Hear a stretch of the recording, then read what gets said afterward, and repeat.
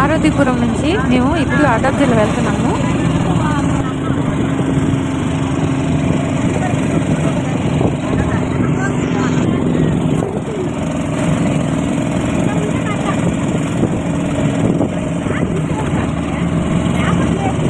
వెళ్ళేటప్పుడు నంది బోర్డు కనబడుతుంది. ఆ బోర్డు సైడు అగో కనిపిస్తుంది కదా. తర్వాత ఆర్చ్ వస్తుంది. ఆర్చ్ నుంచి లోనికి వెళ్ళాలి.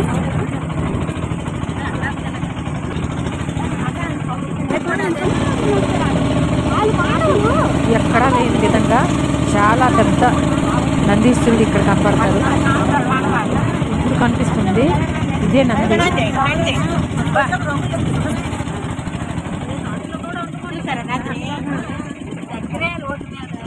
ఇదే అడ్డాబ్ జిల్లా టెంపుల్.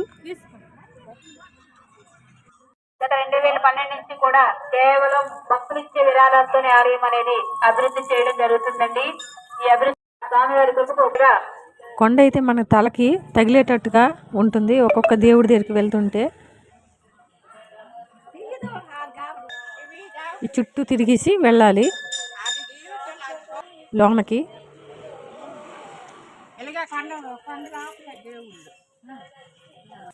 మెట్ల పై నుంచి చుట్టూ తిరగాలి.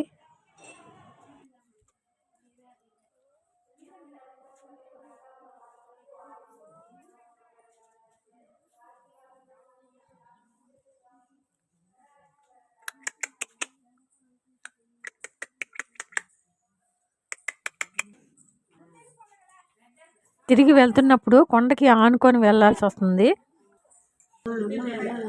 ఇక్కడ ప్రతి దేవి దేవతలు కూడా కొండ పైన ఉంటుంది, కింద దేవుళ్ళు ఉంటారు.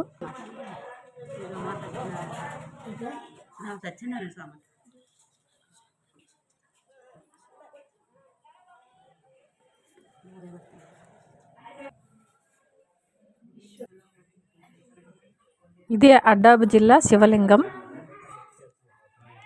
ఈ శివలింగం వెనుక కాశీకి వెళ్ళే దారి మీరు చూసినారు కదా వెనక్కి.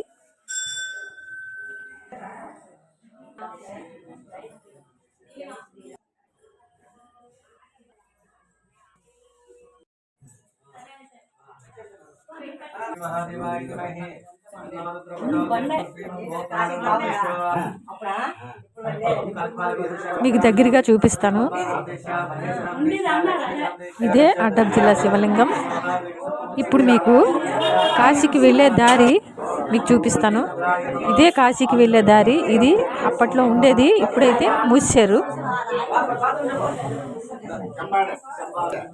ఆ గృహాల నుంచి పాములు పులులు వచ్చేస్తున్నాయంట, అందుకోసమని మూసారని చెప్తున్నారు పంతులు గారు.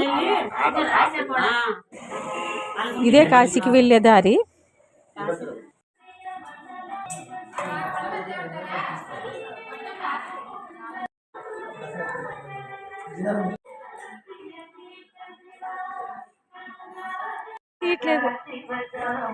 నీ పయ్యాడు కప్ప కప్ప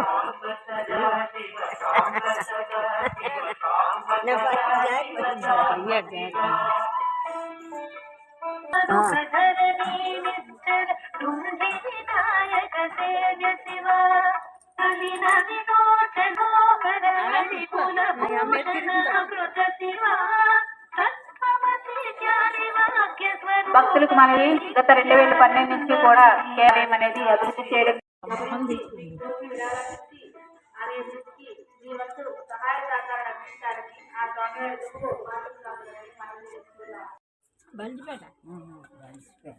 ఎంతమంది కార్లో వచ్చాం. ఇప్పుడు ఈ మెట్లెక్కి కొండపైకి వెళ్ళాలి ఈ దేవుడి దగ్గరికి.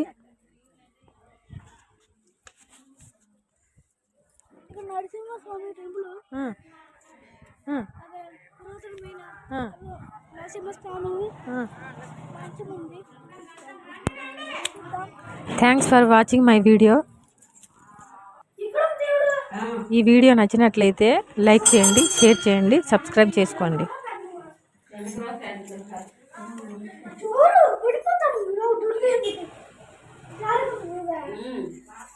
సోరడు బదులాగా ఉంది అది అలా లేదంటే